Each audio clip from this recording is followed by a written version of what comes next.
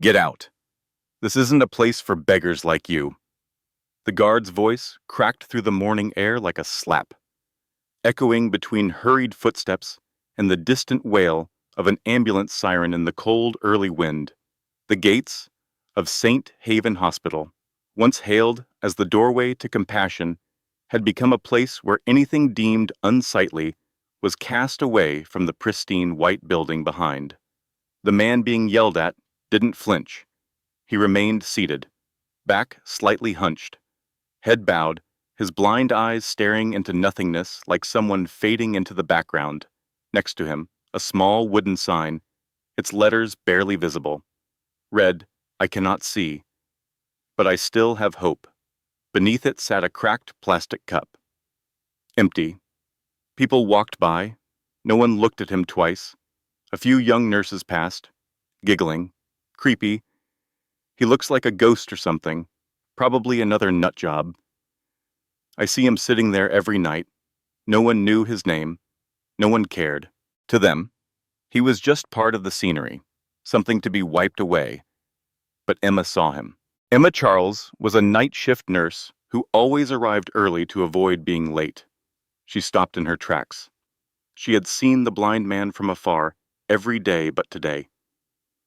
As the sunlight caught the dust on his silver hair and the tatters of his coat, something made her pause, almost without thinking. She opened her backpack and pulled out a still warm bread roll and a bottle of spring water. "Do you need something to eat?" she asked, her voice soft, as if afraid to startle him. The blind man lifted his head. His face was pale and caked with mud, but his eyes held no plea. "You think I'm worth that?" The question caught Emma off guard, not because it was rude, but because of his voice. Deep, steady, like someone used to giving commands, not a beggar's tone. "I just thought an empty stomach might make things worse. You think kindness can save a blind man?" "No," Emma replied, "but that's all I have left." Just then, Emma was summoned to the department head's office during handover. "What do you think you're doing?" "Charles running a poorhouse." The head's tone was sharp. "You help some nameless drifter in full view of patients' families. They record it, post it online. Do you realize what that does to St. Haven's image?" Emma bit her lip. "We're a hospital. There's no image worth protecting more than our humanity. Try saying that to the board of directors." The head sneered. "Next time, just once more, and I'll have you transferred to the morgue." She got home late. Her tiny apartment barely fit a bed and folding table. But instead of heading straight to bed, she turned down the alley behind the hospital. He was still there. This time, she didn't ask. She simply looked at him and said, "My place is small, but it's clean, and there's hot water. If you need—" He was silent for a long time. "What do you want? Just—" "For someone not to sleep outside tonight." A minute later, he stood, taller than she expected, though his back was slightly bent. The way he moved unsettled her. Careful, rhythmic. Not like someone completely blind. Emma's apartment was on the third floor of an old building. As the door closed behind them, she hesitated. "My name is Emma. Lucas." Just one word. But the way he said his name, it was like a challenge, as if that name had once been a power or a wound. Emma made a simple dinner, but Lucas didn't eat much. He sat on the chair, arms crossed, as if listening for something beyond the hum of the city. "How long have you been blind?" she asked, voice light, like talking about the weather, long enough to know. What pity smells like. Emma didn't know how to respond, not out of shame, but because she understood. The first night, Emma slept in her room. Lucas lay on the old sofa in the living room. The clock ticked. An ambulance wailed past the window, and a soft, rhythmic drip of water from the kitchen. He opened his eyes, blinked once. The room was dim, but somewhere, a sliver of weak light slipped through the kitchen door crack, glinting off a stainless steel kettle. Lucas saw it, not clearly, but the light. It was no longer just darkness. He sat up, silently, as if he'd never really been asleep. Was he truly blind, or only pretending? Lucas walked forward, placing his hand on the edge of the kitchen doorframe. His eyes didn't dart around like someone feeling their way. They were focused, tense. And then, the dripping stopped. One final drop fell. He turned and walked back to the sofa. But this time, his eyes didn't close. The next morning, a faint smell of smoke drifted from the kitchen as dawn broke. Emma was frying eggs, her hair loosely tied at the nape, eyes still groggy with sleep. She glanced toward the living room, where Lucas sat motionless, arms folded, eyes shut, just like always. "Would you like some coffee?" she asked. Lucas gave a small shake of his head, but she didn't see it and didn't notice that his eyes were now slightly open, just enough to catch a faint beam of light reflecting off a small mirror beside the dining table. That light made his brow tighten, not in fear, but as if something was awakening inside him. 3 days passed. Lucas said almost nothing. He ate little, slept even less. But Emma didn't press. She was used to silence, and sometimes silence was the gentlest way to survive a bad day. That night, Emma sat on the sofa, watching the local news from a tiny TV. Lucas sat on the floor, his back against the wall. St. Haven Hospital has just announced the appointment of a new chairman of the board, Mr. Victor Lang, former strategic investment director for the Meridian Financial Network. Lucas's head snapped up. A sharp pain struck straight through his skull. He clutched his forehead, groaning softly. Emma turned, alarmed. "Are you okay? Is it a headache?" He didn't answer. Inside his mind, a yacht, waves crashing, the scent of wet wood and scorched metal. A glass of red wine spilled across the table. Then, an explosion. His body flung into the sea. Salt water flooded his mouth, a hand grabbing his neck, pushing him down, holding him there, not to save, to drown. Lucas bolted upright, gasping for air. "Lucas." Emma gripped his shoulders. "It's okay. You're safe. You're in my home." He looked at her, then around the room, as if truly seeing it for the first time, the tiny apartment, the peeling paint on the walls. But warm. Lucas said nothing, but something in his eyes had shifted. He was no longer just a blind drifter. He had just remembered a piece of who he used to be. That night, Lucas sat alone in the kitchen. In front of him lay an old newspaper Emma had used to line a box. Under the dim yellow light, his fingers brushed across the headline Victor Lang, from financial advisor to healthcare's savior. The name Victor Lang echoed in his mind 100 times. Lucas closed his eyes, and this time, the memories no longer came in broken fragments. A boardroom, yellow lights, the glint of a Rolex watch on the wrist of a silver-haired man, smiling coldly. "Lucas, let me handle the loan documents. You just focus on marketing." Lucas, younger, ambitious, trusting, nodded, and 1 month later, the yacht exploded.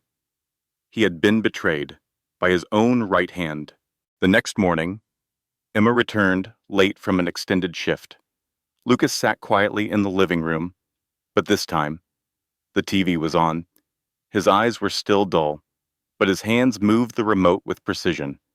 He rewound to the previous night's news, paused, right on the frame where Victor Lang stood at a podium, giving his speech.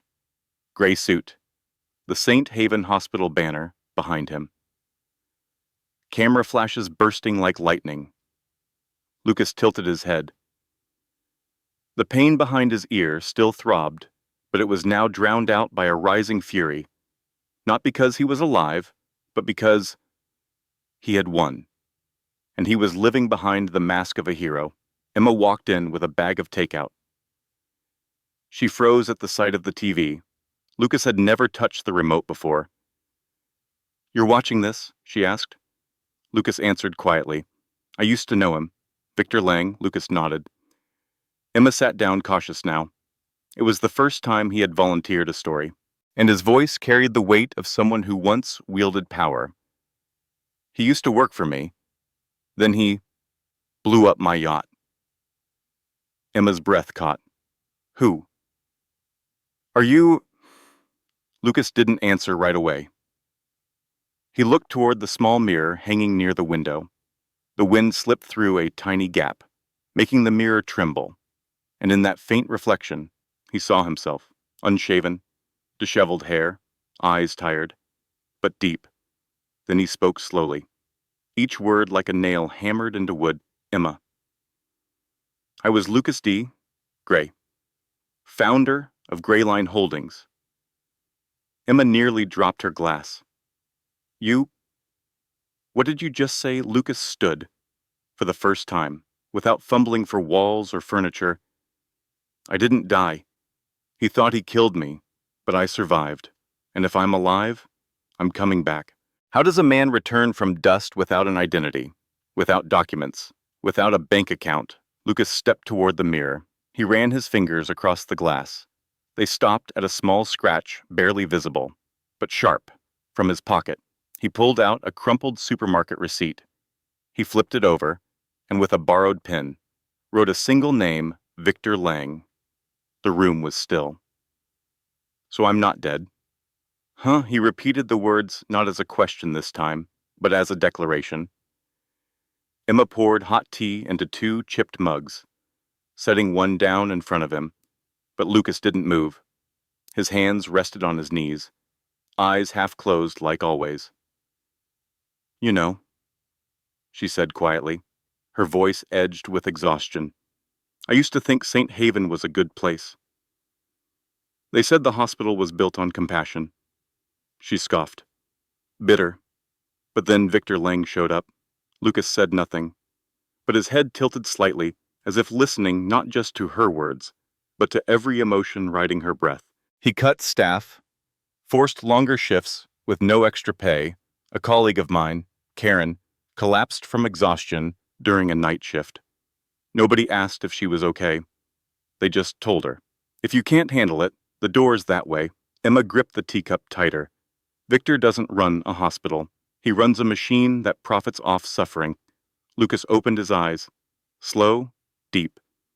Have you ever seen the way he looks at people, like they're insects? Emma stiffened. Always that look. She whispered and nodded. After the meal, Emma stepped out to collect a grocery delivery. Lucas, alone, moved silently toward the old laptop on the dining table. It whirred reluctantly to life, screen flickering like it resented being woken. He typed. Each keystroke was steady, too steady for someone blind. Search Grayline. Holdings. Hundreds of articles appeared, but one headline made him freeze. Grayline merges into global investment fund Haven West. CEO Victor Lang announces healthcare expansion plan. Lucas clenched his jaw. He hadn't just stolen the company. He'd used the Grayline name to whitewash himself. He kept reading. One paragraph jumped out. Lucas Gray, founder of Grayline, tragically passed away in a private yacht explosion 5 years ago. Family and friends held a private memorial. Victor Lang, longtime advisor, was named sole executor of Gray's estate in accordance with the will. Click. The mouse creaked under his tightening grip. Will, he muttered. I never signed anything. Who forged Lucas's signature? How did they legally erase a living man? And more importantly, how far did the lie go? Emma walked in and froze. Lucas was standing close to the laptop screen, one hand resting firmly on the keyboard. What are you doing? She blinked. Wait. You can see Lucas turned to face her for the first time. Looking her dead in the eyes, gone was the haze in his stare, in its place. Something sharp, cold, like a blade freshly honed. I was never completely blind, he said calmly. Emma took a step back, her hand gripping the door handle. Hold on. You lied to me. No, Lucas replied, his voice low and even.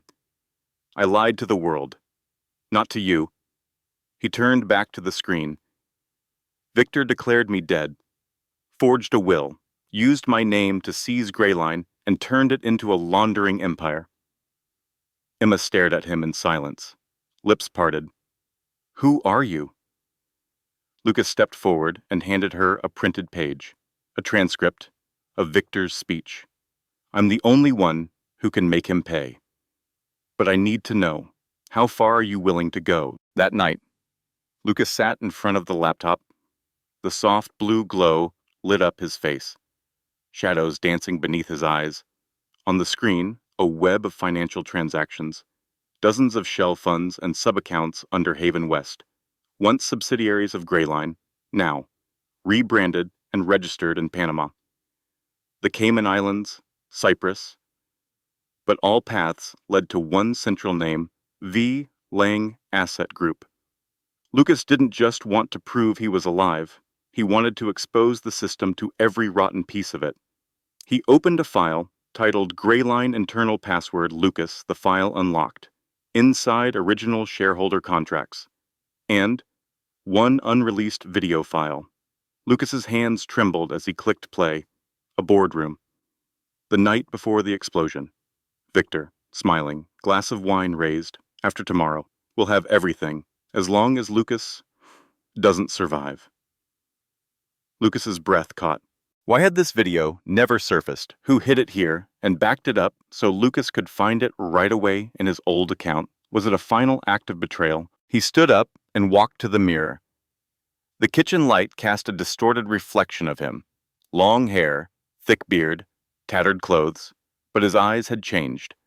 Lucas touched the mirror, his finger tracing a small scratch. A crack stretched across the surface like a distant horizon. He whispered, I'm not blind anymore. I was just waiting for the right moment to open my eyes. A clean white shirt, freshly ironed, sleeves slightly too long, paired with slacks borrowed from one of Emma's fellow night shift workers. Lucas stared at himself in the mirror not to admire, but to check every crease, every detail. The bathroom light fell across his face, his beard shaved, his hair neatly trimmed by Emma's careful hands. He no longer looked like a homeless man, but he wasn't quite himself yet. Either. You think I should go? He asked over his shoulder. Voice raspy but steady. Emma, adjusting her name tag on her lab coat, paused for a moment. They won't look at you kindly, she said softly. But if you're not there, they'll always be right. Lucas said nothing, but the look in the mirror was his thank you. The St. Haven Hospital hall glowed with warm yellow lights, the clinking of wine glasses, the rhythmic tapping of high heels, and gentle laughter blended like background music at a successful party. Exemplary frontline employee. Q3 honors ceremony. Read the large banner stretched across the stage in blinding capital letters. Victor Lang, chairman of the board, had been present since the beginning, always standing at the center, as if the stage had been built solely to glorify him. Emma led Lucas in. Some people turned to look. A few eyes blinked, not because they didn't recognize Emma, but because of the unfamiliar black man walking beside her, before anyone could say anything. A familiar laugh rang out from the corner of the hall. Emma, you're here? And Victor approached. His gaze landed on Lucas, who stood upright, not flinching, not bowing. What did you pick up from the street? A blind man. All eyes turned. Whispers began to spread like mold. Who's that? Looks like a homeless guy. Emma brought home another stray. Lucas didn't speak. Not a word. He merely tilted his head slightly, just enough for Victor to see his eyes. Still clouded, but no longer empty. Victor paused for half a second. He saw something familiar, but couldn't recall what it was. You seem touched by the underprivileged, Victor laughed. Turning to the crowd, maybe the hospital should set up a new charity fund for employees who take in strays. Some laughed loudly. Others looked away. Emma stood frozen, her cheeks flushed not with anger, but humiliation. Lucas remained still. Victor turned on his heel and clapped twice, signaling the guards, "Escort our gentleman outside. There's no seat for uninvited guests here." Two guards stepped forward. One of them, young, with a high and tight haircut, grabbed Lucas's sleeve, but before he could pull, Lucas gently tugged his arm back, not forcefully, but just enough to make them hesitate. "I'll walk myself," he said clearly, his voice firm, though not loud. Lucas turned, walking past Emma without looking at her, but when he reached Victor, he paused briefly, then whispered a sentence only the two could hear. "Cheap perfume can't cover the scent of blood from betrayal." Victor frowned but said nothing.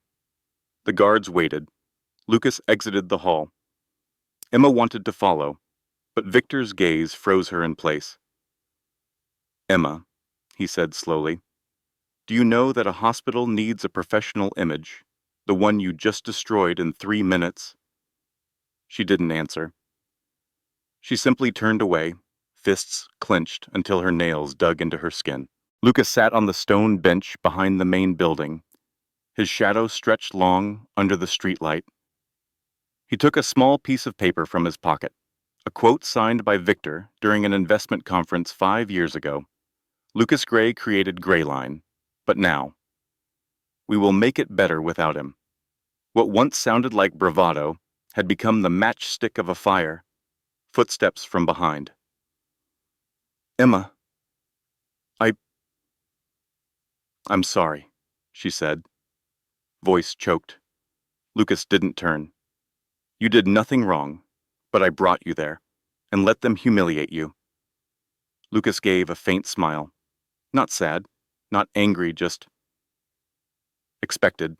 Humiliation was necessary. "Didn't you see he didn't recognize me? But his eyes?" They started to remember. Emma stayed silent. Lucas folded the paper, tucked it back into his pocket, and stood up. "All right, it's time, at 3 in the morning." Lucas left Emma's apartment, without a word, only a handwritten note on the table. "I'll come back. Don't worry." Winter wind slapped his face like icy hands, but Lucas didn't flinch. Not because his body had adapted to the cold, but because inside him, something was burning. He walked 8 blocks, slipping through dark alleys, arriving in front of a long shuttered car wash. The rusted sign scribbled, "Mason Auto and Detail." Lucas tapped the right window 3 times, paused, then twice more. An old signal. In the dark. The door cracked open. A pale, gaunt face peeked out, eyes sunken behind scratched glasses. He nodded. "No words needed. Come in," Mason whispered. "I thought you really were dead." Lucas stepped inside. Flickering neon lights revealed dozens of computer monitors, humming modems, and a whiteboard filled with red arrows connecting company names to countries and offshore accounts. The room smelled of burnt electronics and stale coffee. "Not dead, but close," Lucas said, sitting down and exhaling like shedding an old skin. Mason poured him a glass of water, his hand trembling. "So?" "You know," Lucas nodded. "I know. But it's not enough. I need proof. I need his whole laundering system." Mason sniffed. "I tracked some accounts tied to St. Haven, his hospital's name. The trails twisted like a maze. But look at this." He typed rapidly. A money flow chart appeared on the screen. St. Haven Charity Fund, Haven West Investment, Ling Cross Capital, registered in the Cayman Islands, Shell Bridge, Medical in Singapore, then loops back into St. Haven as international aid. Lucas was speechless. He launders money through his own hospital's cycle. "Yeah." Mason inhaled deeply, and here's the best part. He pulled out a small black hard drive, cracked on the edge. "This drive is yours. I grabbed it from Grayline's security vault during the explosion. Thought you were gone, so I kept it." didn't dare open it. Lucas held the drive. It felt lighter than he remembered, but the cold metal in his palm was just like the last time he touched it, when he signed the final NDA before the investment board. "What's in it?" he asked. Mason looked at him, serious, not just laundering documents. "It's a recording." They opened the hard drive. A high-quality audio clip played recorded from a hidden microphone in Grayline's boardroom. On the final day before the explosion, Lucas thinks he's in control. He's just the media mask. The real power lies with people like us. Tomorrow, cut the anchor on time. The auto detonation system is set in the rear compartment, and if the body doesn't surface, it's even easier to announce the will. Lucas froze. The voice in the recording was Victor Lang. "They signed my death warrant with their own hands," Lucas whispered. For the next 3 days, Lucas and Mason reconstructed the entire financial map of Haven West, from shell companies to each transaction disguised as humanitarian aid.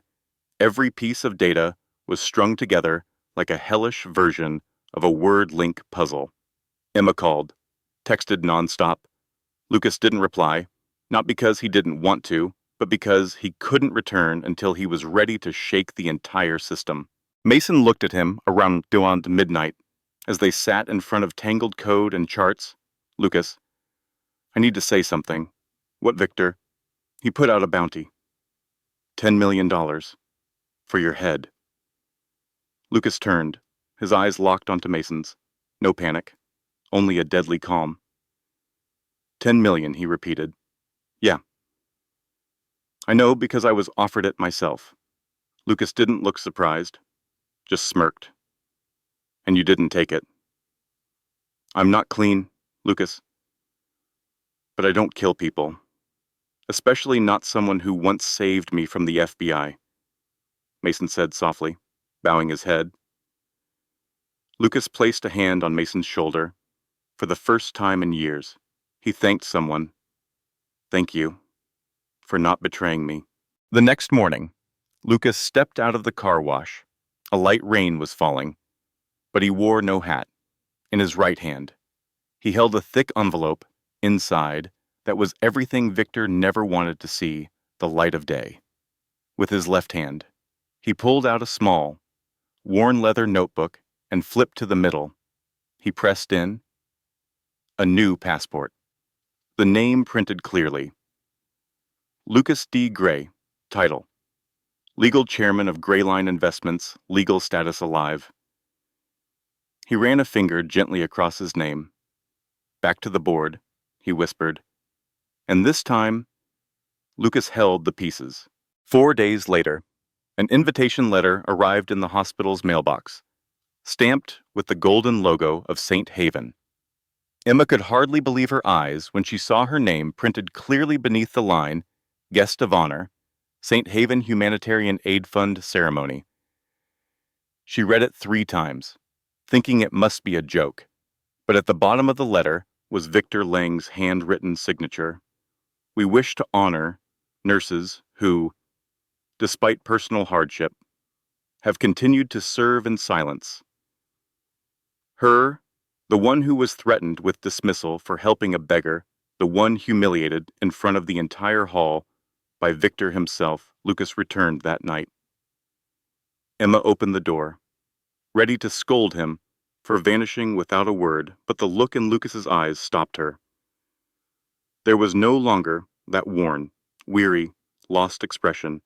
There was a sharp, icy focus of someone who had returned from the dead and feared nothing. "Where have you been?" she asked. Lucas raised a stack of documents, nearly 2 fingers thick. "To take back the voice he stole from me." Emma frowned. "What are you planning?" Lucas stepped forward, set the folder on the table without opening it. "There's a conference. You'll go. Sit in the front row. And when everyone turns to look at you, stand tall." She swallowed hard. "What are you going to do there?" Lucas leaned in, his voice low. "Stand behind me. This time, no one will ever shame you again."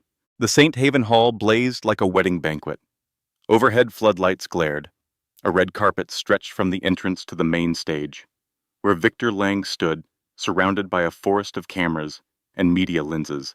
From the wings, Emma sat in the guest section, eyes full of unease. She didn't see Lucas anywhere, nor did she know exactly what he was planning. On stage, Victor stepped up to the microphone, his tone like a saint delivering blessings. I stand here not as a financier, but as someone who has witnessed suffering and turned it into hope.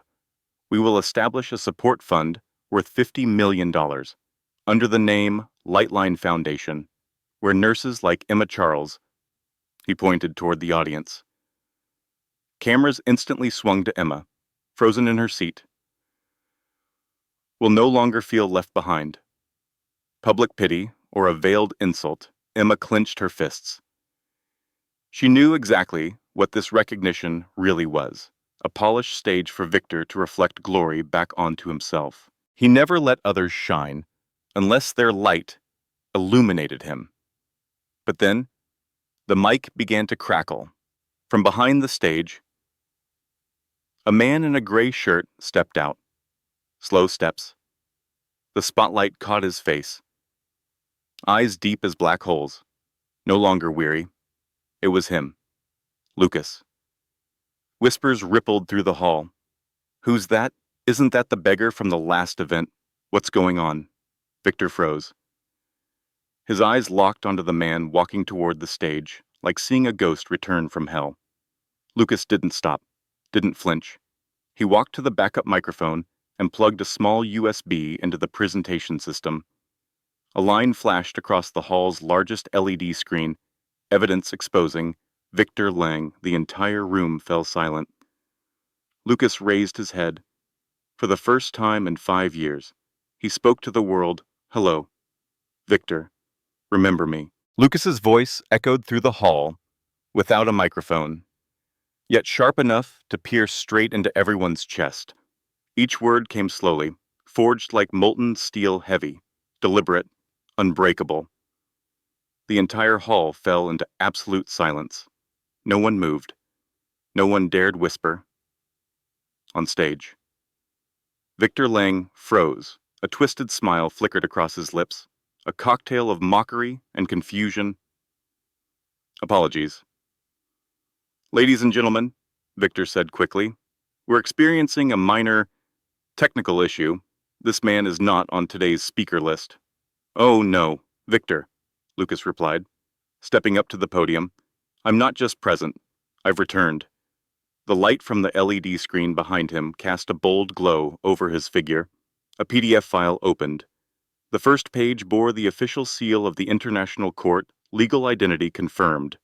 Lucas D. Gray, founding chairman, Grayline Holdings. Gasps swept through the audience. Whispers surged like a current. A few people rose from their seats. Names long buried.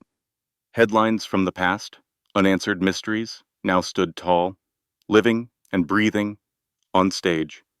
Victor stepped back half a pace. For the first time, he truly didn't know what to do. Lucas continued like he was telling a brutal fairy tale.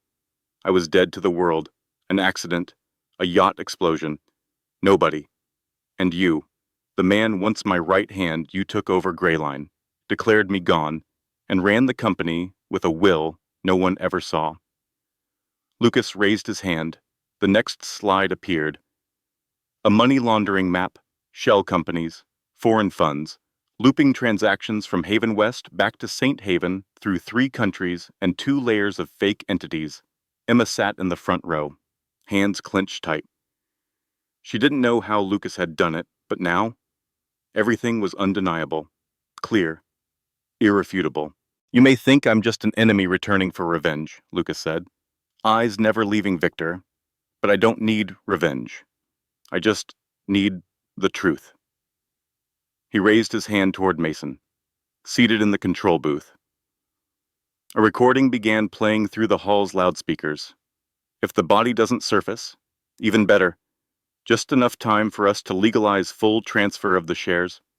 Lucas thinks he runs everything, but once the yacht blows, the board will only have me. Victor's voice, Clear, undeniable. The room exploded in silence.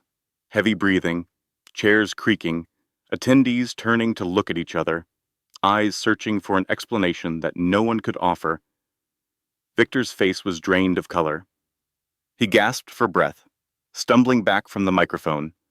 When a cornered animal is trapped, will it bow its head or charge forward? Victor stammered. This is doctored. He fabricated it all. Lucas didn't smile, didn't react. He simply raised his hand again, and the screen displayed a document, a photograph, signed transfer papers, the signature, confirmed to be forged by 3 independent forensic experts. Beside it, a preliminary ruling from the International Commercial Court, evidence of financial fraud. Preliminary prosecution approved. Lucas turned to the audience. Dozens of investors, doctors, and foundation representatives sat frozen. Then, he looked back at Victor one final time. The spotlight burned down on Victor's face like a living indictment. The silence lasted no more than 7 seconds. But those 7 seconds were enough to make everything inside the St. Haven Hall shatter.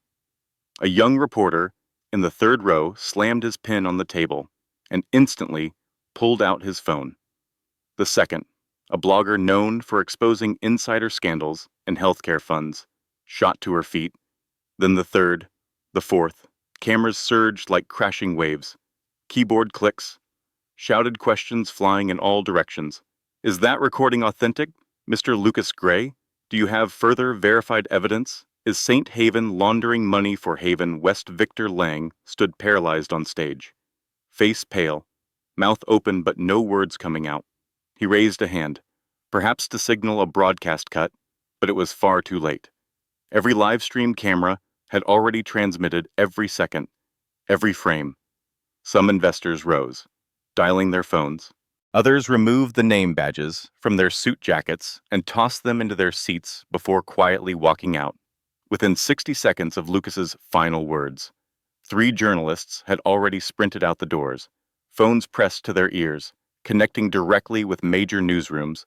Lucas remained at the podium. He didn't say another word. He didn't need to. The truth was speaking for itself. As the audio ended, a stream of visuals began rolling: spreadsheets of shell companies, crypto transaction trails, anonymous contributions from foreign hedge funds, all traceable back to one name, Victor Lang. In the control booth, Mason queued up a dynamic diagram. Red arrows lit up, one after another, shifting directions, tightening like a trap. At the center, a stiff headshot of Victor, once used for the city council's website, now glaring down like a mugshot. Emma could hardly believe her eyes. She had thought Lucas might say a few bold truths, maybe restore some dignity, and clear her name. But no, he didn't just restore a reputation. He brought down an empire. In front of the world, a loud noise echoed. The hall doors burst open. 2 men in black suits entered, wearing badges from the Financial Crime Division. Victor Lang, one of them said, voice firm and sharp. You are under investigation for financial fraud, falsifying internationally notarized documents, laundering money through a medical institution, and intentional destruction of federal evidence. We have a warrant to seize your personal assets, phones, computers, and all data from Haven West. Victor stared, stunned. A beat later, he thrashed violently. No, this is a setup. All of it is fake. I founded this foundation. I am. No one listened anymore. A cold pair of handcuffs locked around his wrists. He struggled. Yelling, Lucas, you can't come back. I replaced you. You're the past. Lucas stepped down from the stage, voice calm. I didn't come back. I'm simply standing in the place I never left. The media went into overdrive. St. Haven CEO arrested live on stage. Lucas Gray, the man who returned from the dead to overthrow a shadow empire, explosive proof of transnational medical money laundering. Within 3 hours of the event, Haven West's stock plunged 28%, triggering a temporary trading halt on the London Stock Exchange. Foreign investment firm Henson Co. announced full divestment, leading at least 7 partner organizations to flee the ecosystem Victor once ruled. The Federal Economic Court of the United States launched a special investigation into the private financial medical network linked to St. Haven. Emma was interviewed right there in the hall. She stood between 3 blinding camera lights, still visibly shaken. "Did you ever imagine this day would come?" a female reporter asked. Emma simply shook her head, then replied, "I just did what any human being should do. And today, I know. I wasn't wrong." Following her short statement, a video began spreading like wildfire across social media. The clip of Victor publicly humiliating Emma at the earlier awards ceremony, the hashtags hashtag Emma the nurse and had not all heroes wear suits trended globally on Twitter within just 12 hours. The woman once dismissed as a charity case was now hailed as a frontline symbol of courage, and just when it seemed the story had reached its peak, it didn't. Everything was only just beginning. As police escorted Victor out through the service hallway, a woman in a white lab coat emerged from the crowd. She didn't scream, she simply stood in the way. Her eyes locked on Victor, not with rage, not in panic, but with a silence soaked in years of unspeakable pain. "My name is Evelyn Torres. I've been an obstetrician at St. Haven for 4 years," she said, "and I was forced to terminate my pregnancy, to stay silent after discovering falsified payroll records in the hospital's financial database." Everything stopped. The hallway was so silent, one could hear Victor's shaky breath. "I was threatened. I lost my medical license. I attempted suicide. But today, I'm no longer afraid." Victor screamed, "You're lying. This is slander." Evelyn lifted a small portable hard drive. Inside are copies of all the emails, internal reports, diagnostic files, and surveillance footage of our conversation that day. This new evidence could lead to 4 additional criminal charges against Victor. The agents immediately took the hard drive and requested her statement. Evelyn didn't cry.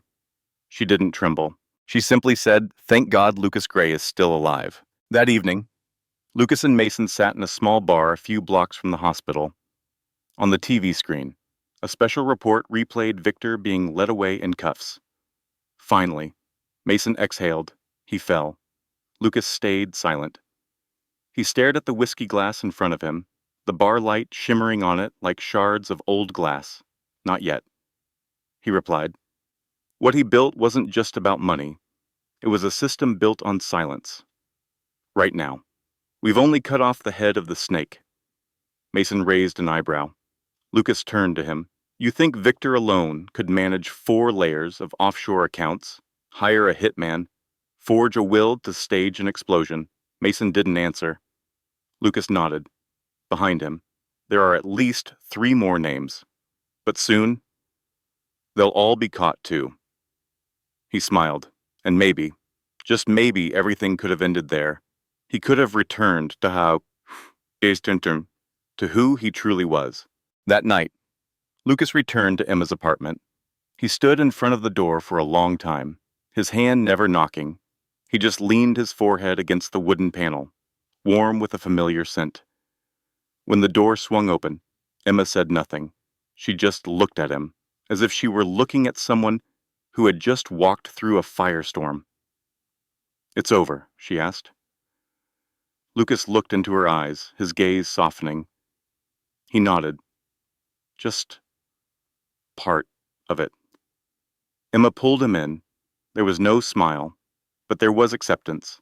And for the first time, Lucas saw that place not as a place to hide, but as a place to begin again. 7 a.m. The first light of day shone through the small window of the 3rd-floor apartment, casting across a face sleeping on its side. Lucas opened his eyes, not because of an alarm, not because of a nightmare, but because of the silence. For the first time in years, he did not wake up in the middle of a scream in his head, not startled by waves, or the sound of metal striking hulls, or Victor's voice echoing in his ears like an unending sentence. From the kitchen came the soft clinking of utensils. The smell of toast and coffee slipped through the door crack. Emma was there, like a quiet and steady heartbeat.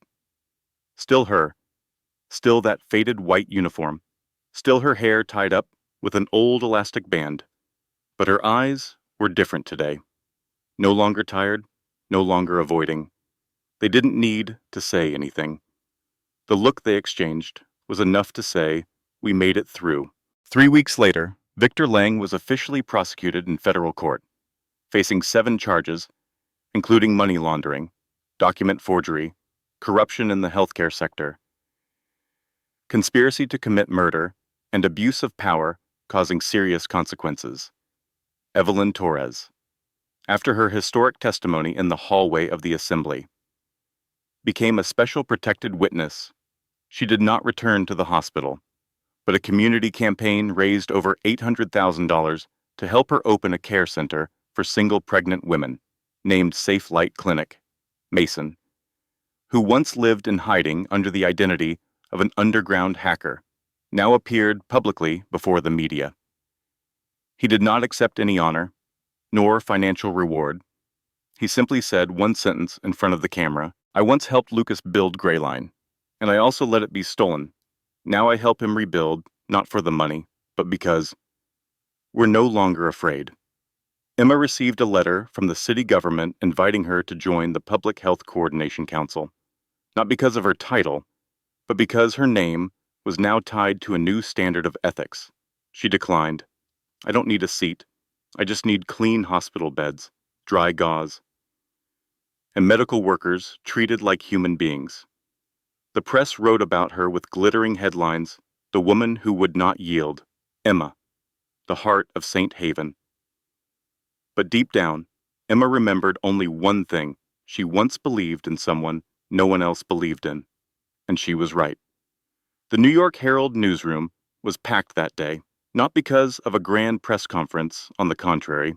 It was small, with no showy flair, but the presence of Lucas Gray, the man who survived death and toppled a financial empire, made it impossible for the media to look away. He stepped up to a podium without a brand logo. No backdrop banner, just an old wooden stand and a hastily mounted microphone. Lucas wore a simple outfit, light blue shirt, no tie, sleeves rolled up. He didn't look like a CEO, more like a teacher or a father telling his child a story about the real world. He began, his voice even, not raised, not manipulating emotion, but every word made the room hold its breath. "I didn't come back to reclaim the throne. I came back to dismantle it. Greyline was once my child, where I poured all my aspirations. But it was precisely that unchecked ambition that blinded me, made me trust those I shouldn't have, and made the system more vulnerable than ever." He paused, looked straight into the lenses fixed on him. "Power doesn't lie in a corner office on a high floor," he said, gaze unwavering. "It lies in the ability to stand up and speak out when everyone else stays silent." No one spoke. A few journalists quietly set their pens down. Lucas stepped off the podium, pulled out a folder. He placed it on the table, flipping through page after page: stock transfer papers, verified documents from the SEC and the International Court. No flashy stamps, no PR notes. "I've recovered the majority of the shares from the Haven West system, but I won't keep them. I don't want to build another empire on the ashes of past mistakes." He held up the final paper, a declaration of formation. "I hereby establish the non-profit foundation Gray Fund for Healers. This fund will not invest in real estate, won't buy stocks, won't host luxury conferences at 5-star hotels. It exists to protect people like Emma Charles, overlooked, threatened, but never giving up on caring for others." Lucas turned toward Emma, who stood at the back of the room, wearing an old brown coat, eyes wide in disbelief. "Emma will run this fund. No selection process, no oversight board, because she's the only one who believed in me when I was no one." A ripple of murmurs spread through the room, not objection, but silent agreement. Many knew about Emma, the story of how she took in a blind beggar who turned out to be the man holding the key to a system-wide change. Emma didn't step onto the stage. She only bowed her head, but her eyes, in that moment, shone brighter than any light in the room. Lucas ended his speech with one final sentence: "I don't need to run an empire again. I just want to help rebuild trust in a place once called hopeless." 1 month later, St. Haven Hospital underwent a complete transformation. The old faded sign was taken down. A new sign was raised at the main gate, engraved in stainless steel, St. Haven, where no one is left behind. Below it, a smaller line was etched in the night before the grand reopening, for those once seen as invisible, and for those who chose to see them. Emma stood in front of the hospital gate, surrounded by former colleagues. Some took pictures. Others bowed their heads in silence. Lucas was not there. The last person to see him was a coffee vendor at Penn Station, where the high-speed train departs every 15 minutes from the city. He bought a ticket heading north, carrying a small suitcase and an old notebook. The girl joked. Going somewhere to write a novel or something. Lucas only smiled, replying in a voice as light as the wind, "Not going anywhere. Just back to where I never truly left." The train doors closed. His eyes looked out through the window at a city in the midst of change, at a world that had seen the truth, and at a darkness no longer strong enough to block the light.